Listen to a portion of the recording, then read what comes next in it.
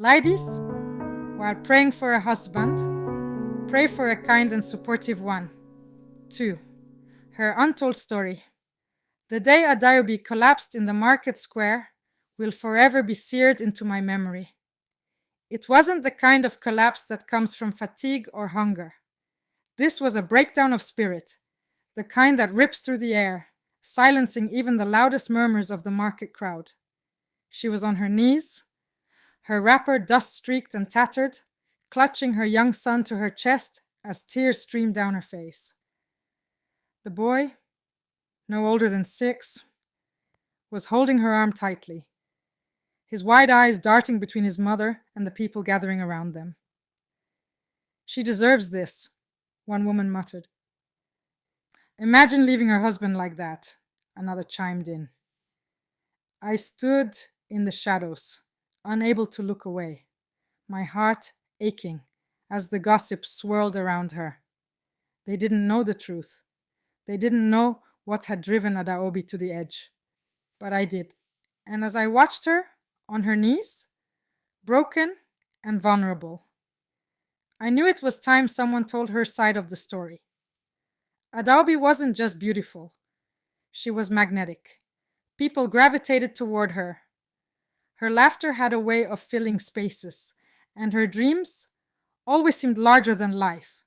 She wasn't like most of the girls in our village who were content with marriage and children. She wanted more, a business of her own, to travel beyond the dusty roads of our town, to make a name for herself. When Emeka proposed to her, everyone thought she had struck gold. He was everything a woman could ask for. Handsome, wealthy by village standards, and charming. At their wedding, I watched her dance with him, her eyes shimmering with hope. But there was something in Emeka's smile that unsettled me. It was too confident, too certain, like he already owned her.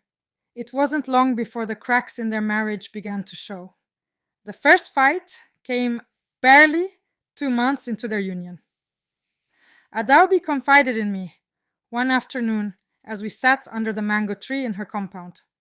He doesn't want me to sew, she said, her voice heavy with disappointment. Why not? I asked, surprised. He says it's not proper for a married woman to work, that people will think he can't provide. Her fingers traced the lines of the wooden stool she was sitting on, her gaze distant. But you love sewing? I said gently. I do, she replied. But I love him too. And maybe he's right. Maybe I should let it go. I didn't argue with her then, but I could see the light in her eyes dimming, and it broke my heart. Adaobi tried to adjust to life as Emeka's wife. She cooked, cleaned, and hosted his friends, always putting on a smile. But Emeka's demands grew heavier, his tone sharper. He criticized her cooking, her cleaning, even the way she spoke. One evening, I overheard their argument as I passed by their compound. You're too stubborn, he yelled. A wife should know her place. I'm trying, Emeka, Adaobi said, her voice trembling, but I'm still me. I can't just stop being who I am. Then you're not the wife I need, he snapped. The next morning, I saw her at the market, her eyes red and swollen. Despite his disapproval, Adaobi began sewing in secret. She saved small amounts of money, buying fabric and supplies, bit by bit. Her talent was undeniable, and soon women from neighboring villages were coming to her for dresses. But when Emeka discovered her hidden sewing machine, his fury was like a storm. You've made me a laughingstock, he roared, his voice echoing through their compound. Do you think I'm not enough? It's not about you, Adaobi shouted back, tears streaming down her face. This is about me, my dreams. Why can't you understand that? He didn't reply. Instead, he picked up her sewing machine and smashed it against the wall. The sound of metal crunching against concrete was deafening. Adaobi's pregnancy came as a bittersweet surprise. She believed it was a sign of hope, a chance for them to rebuild their marriage. And for a while, it seemed like it was working. Emika softened, doting on her and making promises of change. But it wasn't long before the arguments resumed, now with a new focus. "You're neglecting me," he would say, even as Adaobi spent sleepless nights caring for their newborn son.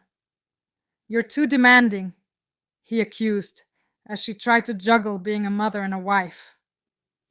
Through it all, Adaobi prayed. She prayed for strength, for patience, for Emeka to change. She prayed because that's what women in our village were taught to do: endure, bend, but never break. The day she left was both shocking and liberating. Adaobi packed a small bag, took her son's hand, and walked out of Emeka's house before dawn. She didn't look back. The village was unforgiving. "She's a disgrace," they said. "What kind of woman leaves her husband?" Even my mother, a woman I thought would understand, said, "Marriage is hard, but a good woman stays and makes it work." I wanted to scream at her, to tell her that staying doesn't always mean surviving. But I stayed silent, afraid of the judgment that would follow. Years later, I saw Adaobi again in the city. She was radiant, her son by her side, both of them wearing smiles that spoke of freedom. She told me about her thriving tailoring business, the clients she had gained, the life she had built. "I prayed for a husband," she said, her voice steady. "But I forgot to pray for the right kind of husband, one who is kind, supportive, and respectful. I prayed for a wedding, not a marriage." Her words struck a chord deep within me. Adaobi's story isn't one of rebellion or defiance. It's one of courage, survival, and the relentless pursuit of happiness. So when I hear young women praying for a husband, I think of Adaobi. And I whisper a silent prayer for them. May they find love, but also kindness. May they find companionship, but also respect. Because a marriage without those things isn't a union, it's a prison. Adaobi taught me that sometimes leaving isn't giving up. Sometimes it's the bravest thing you can do